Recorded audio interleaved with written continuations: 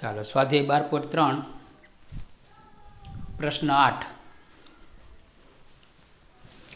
આપેલ આકૃતિમાં દોડ માર્ગનું નિરૂપણ કરેલ છે.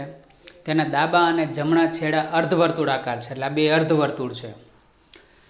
અંદરના બે સમાંતર રેખાખંડ વચ્ચેનું અંતર, આ બે સમાન રેખાખંડ વચ્ચેનું અંતર આપી દીધું છે 60-60, એટલે આ પણ 60 થાય અને આ ભાગ પણ 60 થાય. બે સમાંતર રેખાખંડ વચ્ચેનું અંતર, અને તે પ્રત્યેકની લંબાઈ 106 મીટર છે. એટલે આ અંદરના ભાગનો જે રેખાખંડ છે એની લંબાઈ આપી છે 6 મીટર. જો માર્ગની પહોળાઈ 10 મીટર હોય, આ માર્ગની પહોળાઈ 10 મીટર પહોળો હોય તો માર્ગની અંદરની ધારનું ચારે તરફનું અંતર શોધો. એટલે આ અંદરની કિનારીની આપણે લંબાઈ શોધવાની છે, તથા માર્ગનું ક્ષેત્રફળ શોધો. એટલે આ બે પટ્ટીની વચ્ચેનો જે ભાગ છે એ દોડવા માટેનો માર્ગ છે, એનું આપણે ક્ષેત્રફળ શોધવાનું છે. આ મેં બે ઊભા લીટા કર્યા છે, જેથી કરીને આ બે અર્ધવર્તુળનું જોડવું, એટલે અર્ધવર્તુળને જોડવું એટલે વર્તુળ થાય. ઉપરના ભાગના બે અર્ધવર્તુળને જોડીએ એટલે એ પણ વર્તુળ બને. તો પહેલાં આપણે અંદરની કિનારી અહીંયા આપણે નામ આપી દઈએ ABCD. અહીંયા PQRS. એટલે આ લંબચોરસ અને આ લંબચોરસ બેના માપ કેવા થશે? સરખા થશે.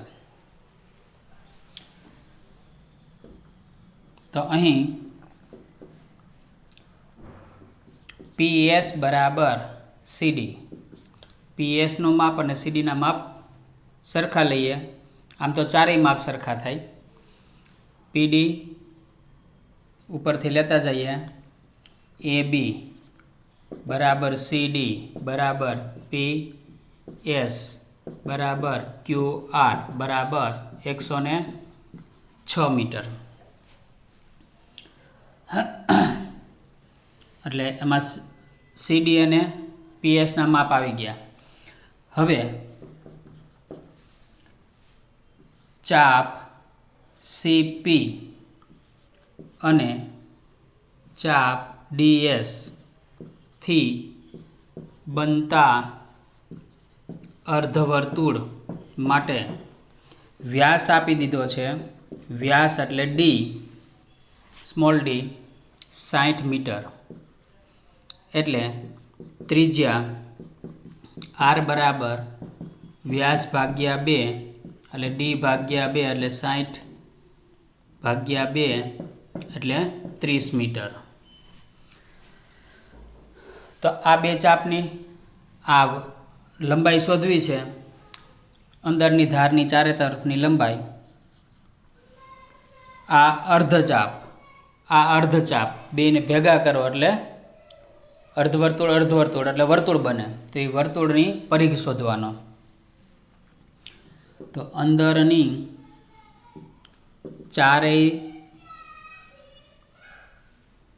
અંદરની ધારનું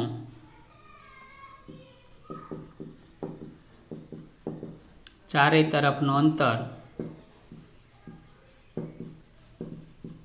બરાબર CD વત્તા PS, CD વત્તા PS વત્તા આ બાજુ અર્ધચાપ અને આ બાજુ અર્ધચાપ, બે ચાપને ભેગા કરો એટલે પરિઘ થઈ જાય વર્તુળનો પરિઘ, અથવા બે અર્ધચાપની લંબાઈ. બે અર્ધચાપની લંબાઈ. આનું માપ 106, આનું માપ 106 વત્તા બે અર્ધચાપની લંબાઈ. બે અર્ધચાપને ભેગા કરો એટલે પરિઘ બને, એટલે 2πr. 106 વત્તા 106 એટલે 212 વત્તા 2 ગુણ્યા 22/7 એને ગુણ્યા R 30. આપણે ત્રિજ્યા કેટલી શોધી? 30. એટલે 212 વત્તા ઉડતા નથી એટલે 22 × 3 = 132. લસા લઈ લઈએ 7 અને 7 વડે ગુણો આપણે એટલે આ 1320. આને છેદમાં 7 ના થયેલા 7 વડે ગુણવા પડે એટલે 7 દુ 14 વધી 1 7 એકા 7 ને 1 8 અને 7 દુ ને 14 4 ને 0 8 ને 2 10 વધી 1 14 ને 14 28 એટલે 2804 ના છેદમાં 7 મીટર. આપણને પહેલા પ્રશ્નનો જવાબ મળી ગયો કે અંદરની ધારની ચારે તરફનું અંતર કેટલું મળશે 2804 ના છેદમાં 7. હવે આ અંદરના ભાગનું આપણે ક્ષેત્રફળ શોધવાનું છે. આ ફરતી બાજુએ માર્ગનું ક્ષેત્રફળ. તો માર્ગના ક્ષેત્રફળની અંદર બે લંબચોરસ બને, બે કંકણાકાર પ્રદેશ બનશે. તો હવે ચતુષ્કોણ ABCD બરાબર ચતુષ્કોણ PQRS છે, જેમાં લંબાઈ આપી છે 106 મીટર અને પહોળાઈ આપી છે B બરાબર 60 મીટર. તો બે લંબચોરસનું ક્ષેત્રફળ 2LB 2 ગુણ્યા L એટલે 106 અને 60 212 એને ગુણ્યા 60 0 6 દુ 12 વધી 1 6 એકા 6 ને 1 7 અને 6 દુ 12 આટલા મીટર સ્ક્વેર આ બે લંબચોરસનું. હવે આ બે અર્ધવર્તુળાકાર માર્ગને ભેગા કરતા કંકણાકાર પ્રદેશ બનશે. બે અર્ધવર્તુળાકાર માર્ગને ભેગા કરતા આપણને આ રીતે આકૃતિ મળશે. એમાં નાની ત્રિજ્યા આપી છે 30 અને મોટી ત્રિજ્યા આ 30 થઈ અને મોટી ત્રિજ્યામાં 10 ઉમેરવા પડે એટલે મોટી ત્રિજ્યા કેટલી થશે 40. તો સ્મોલ r બરાબર 30 મીટર, કેપિટલ R બરાબર 30 વત્તા રસ્તાની પહોળાઈ 10 મીટર એટલે 40 મીટર. તો બે અર્ધવર્તુળાકાર માર્ગને ભેગા કરીએ અને હવે આપણે આ ભાગનું ક્ષેત્રફળ શોધવું હોય તો એ કંકણાકાર ભાગ છે. તો કંકણાકાર ભાગનું ક્ષેત્રફળ સૂત્ર આપણું પાઈ કૌંસમાં capital R square minus small r square, પણ આખું સૂત્ર પાઈ વત્તા r, પાઈ કૌંસમાં r વત્તા r અને r માઇનસ r 22 ના છેદમાં 7 કેપિટલ R એટલે 40 વત્તા 30 અને 40 માઇનસ 30 22 ના છેદમાં 7 અહીંયા 70 અને અહીંયા 10 7 10 70 એટલે 2200 મીટર સ્ક્વેર. તો હવે માર્ગનું ક્ષેત્રફળ બરાબર બે લંબચોરસનું ક્ષેત્રફળ વત્તા કંકણાકાર ભાગનું ક્ષેત્રફળ. બે લંબચોરસનું ક્ષેત્રફળ 12720 પ્લસ કંકણાકાર ભાગનું ક્ષેત્રફળ આપણે શોધ્યું 2200 એટલે 20 એમનેમ 7 ને 2 9 12 ને 2 14 આટલા મીટર સ્ક્વેર એટલે 14920 મીટર સ્ક્વેર. આ આવી ગયો માર્ગનું ક્ષેત્રફળ.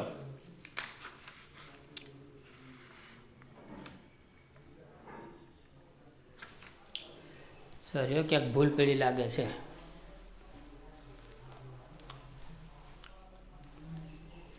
અહીંયા પહોળાઈ આપણને 10 મળે છે લંબચોરસની, એટલે અહીંયા 10, અહીંયા 10 212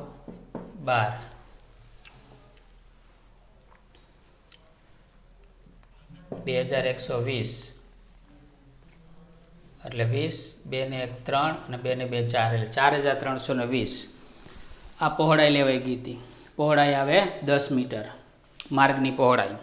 એટલે માર્ગનું કુલ ક્ષેત્રફળ આપણને મળશે 4320 મીટર સ્ક્વેર. દાખલા નંબર 9. પ્રશ્ન 9માં આપેલ આકૃતિમાં ઓ કેન્દ્રવાળા વર્તુળના બે વ્યાસ AB અને CD છે જે પરસ્પર લંબ છે અને નાના વર્તુળનો વ્યાસ OD છે.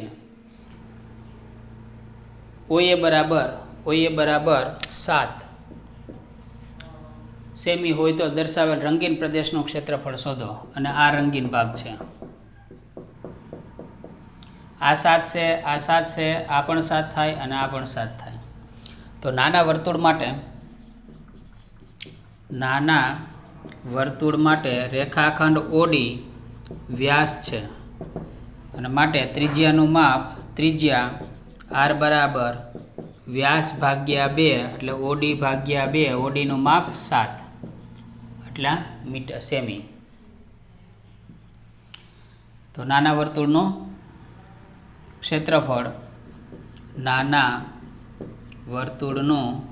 ક્ષેત્રફળ બરાબર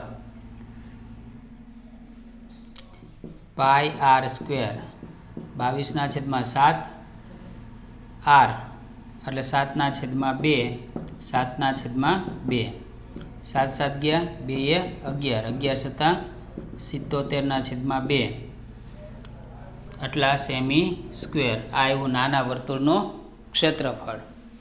હવે અહીંયા આ બે રીતે મળે આપણને. એક આ લઘુ વૃત્તાંશમાંથી આ કાટકોણ ત્રિકોણનું ક્ષેત્રફળ બાદ કરી દો તોય થાય, અથવા આ અર્ધવર્તુળમાંથી આ કાટકોણ ત્રિકોણ, આ પણ કાટકોણ ત્રિકોણ બનશે. કાટકોણ ત્રિકોણનું ક્ષેત્રફળ બાદ કરી દો તોય આપણને રંગીન ભાગ મળે. તો હવે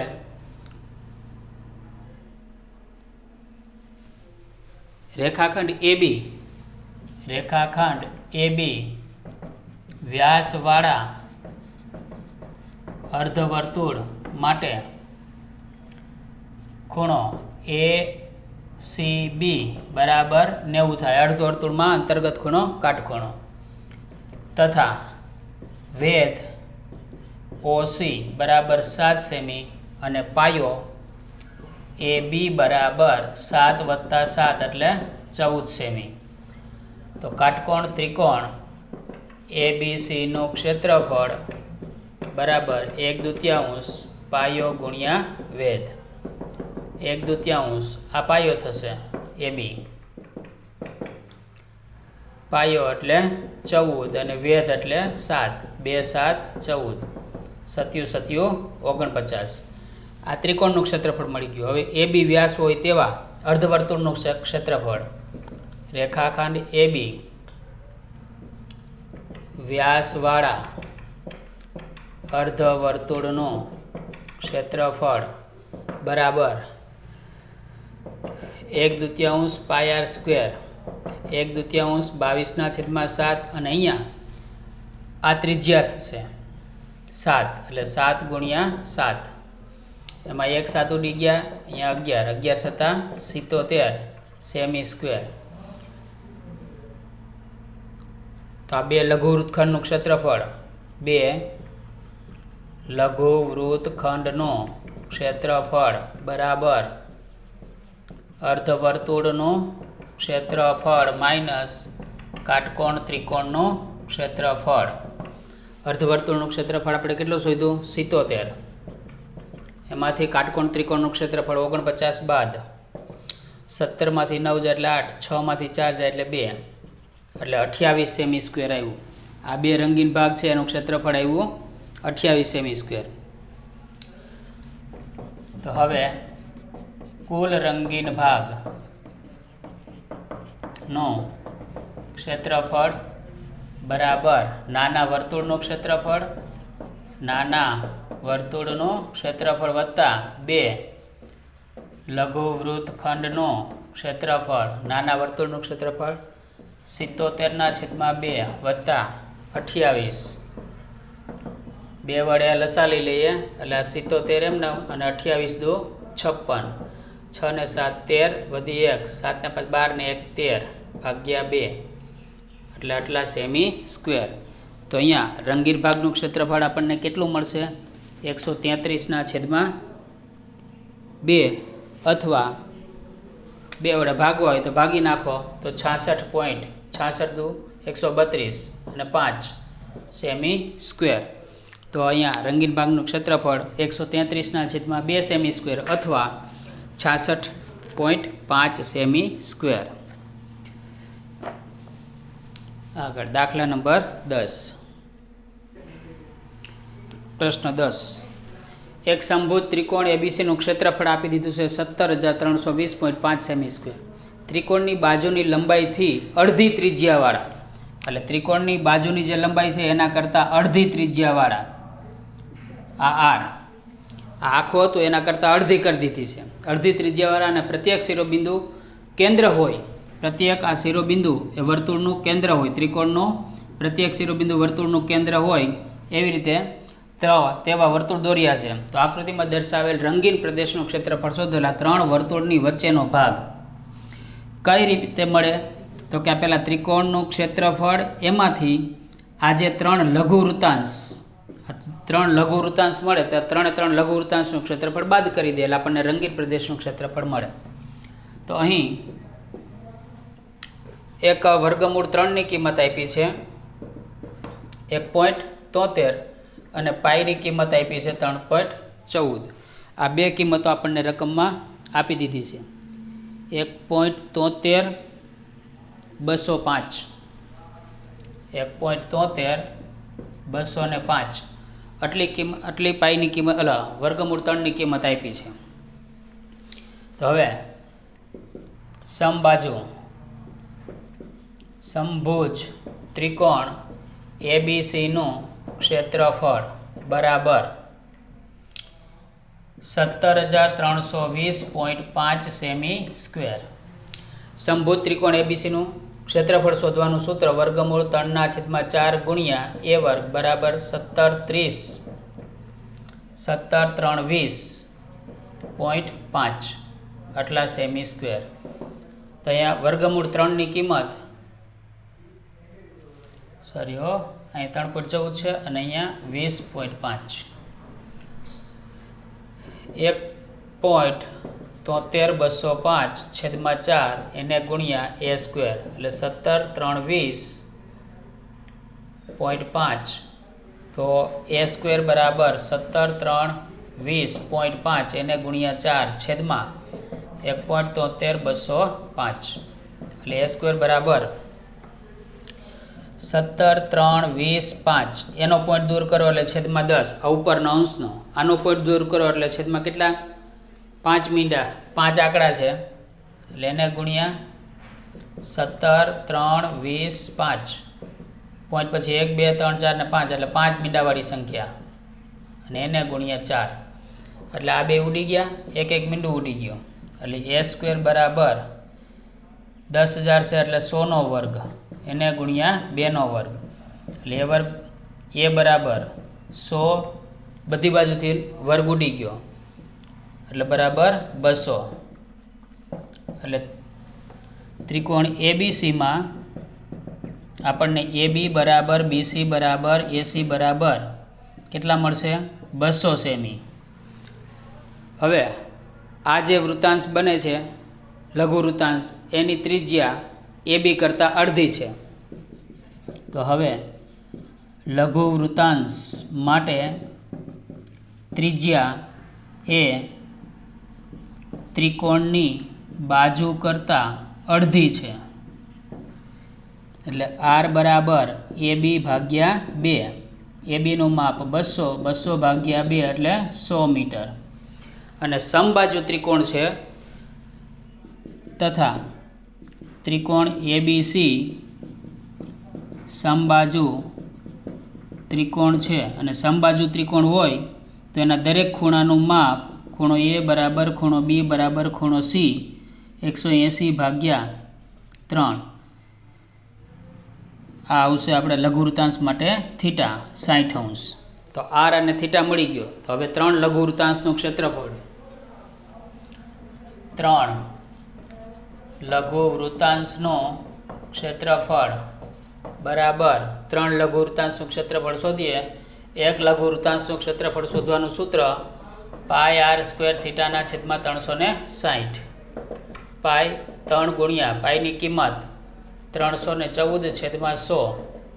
આર એટલે 100 એટલે 100 ગુણ્યા 100 અને થીટા એટલે 60. અહીંયા 360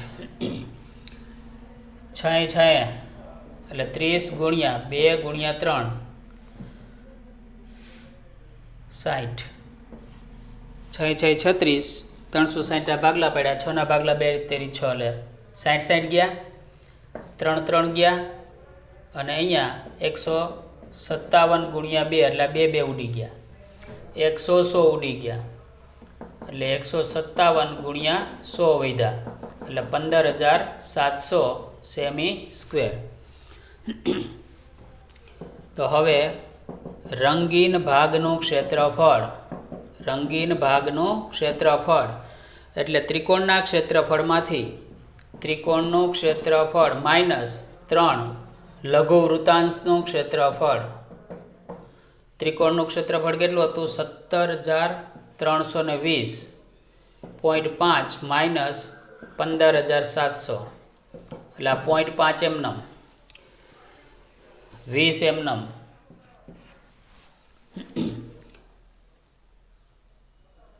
13 માંથી 7 જાય એટલે 6 માંથી 5 જાય એટલે 1 1620.5 સેમી સ્ક્વેર. તો આ ત્રણેય લઘુવૃત્તાંશની વચ્ચેનો ભાગ છે એનું ક્ષેત્રફળ આપણને મળે 1620.5 સેમી સ્ક્વેર.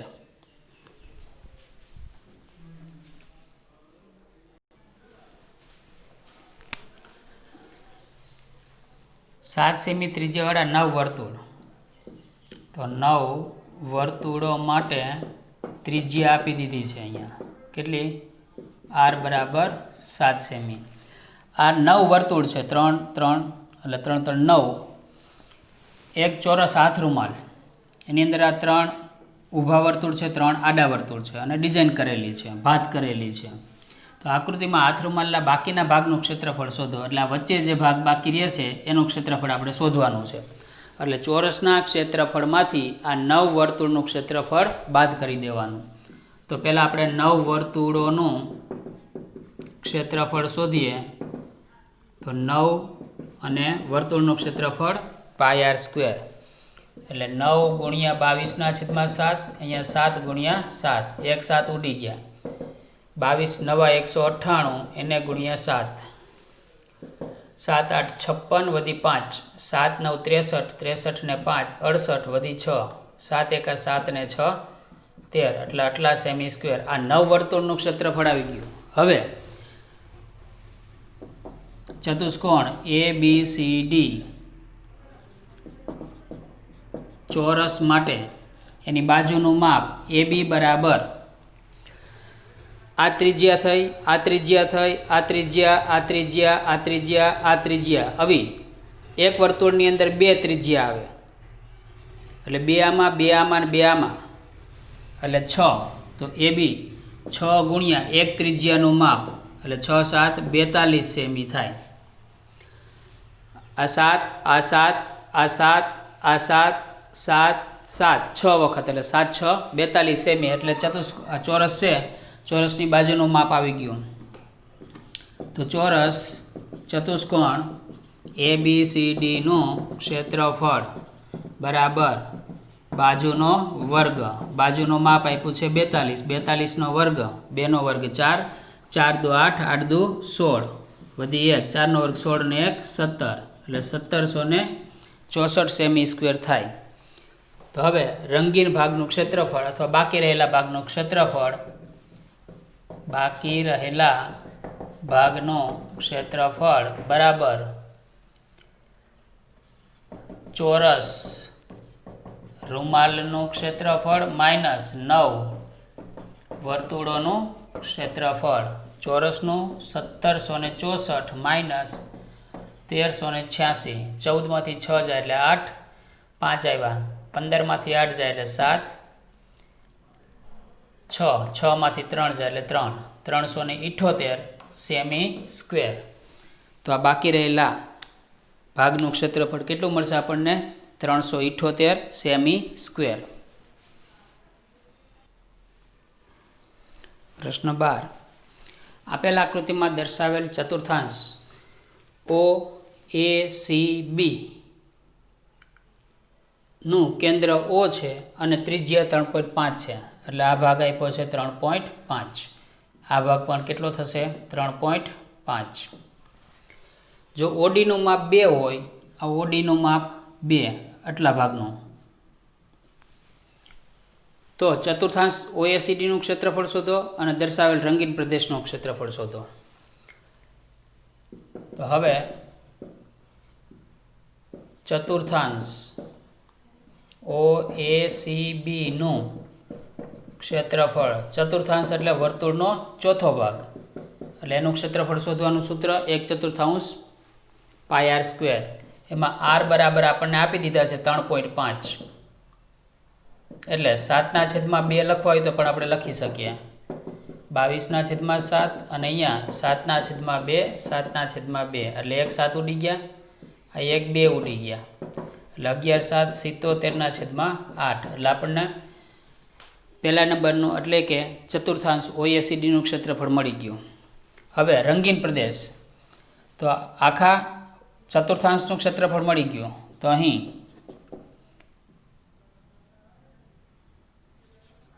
OACB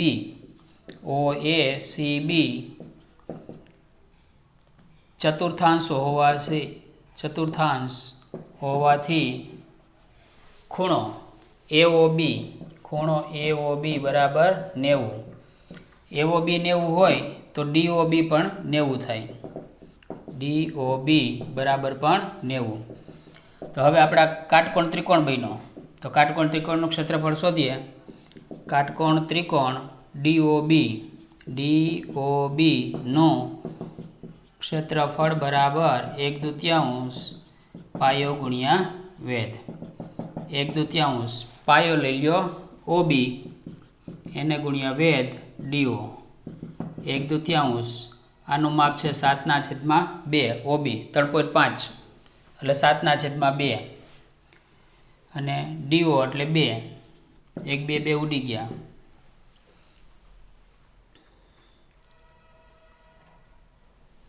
એટલે 7/2 સેમી સ્ક્વેર. હવે આપણે શું શોધવાનું છે? રંગીન પ્રદેશનું ક્ષેત્રફળ. તો રંગીન પ્રદેશનું ક્ષેત્રફળ બરાબર વર્તુળના ચતુર્થાંશનું ક્ષેત્રફળ માઇનસ કાટકોણ ત્રિકોણનું ક્ષેત્રફળ. ચતુર્થાંશનું ક્ષેત્રફળ 77/8 માઇનસ 7/2 કાટકોણ ત્રિકોણનું. લસા લઈ લઈએ 8. એટલે આને ગુણવા પડે નહીં, પણ આને ગુણવા પડશે. 8 કરવા હોય તો અહીં 4 વડે ગુણવા પડે, એટલે 4 વડે ઉપર 7 ચોક 28. 17માંથી 8 જાય એટલે 9, 6, 6માંથી 2 જાય એટલે 4/8, એટલે 49/8 સેમી સ્ક્વેર. તો અહીંયા આપણને રંગીન પ્રદેશનું ક્ષેત્રફળ કેટલું મળે? 49/8 સેમી સ્ક્વેર.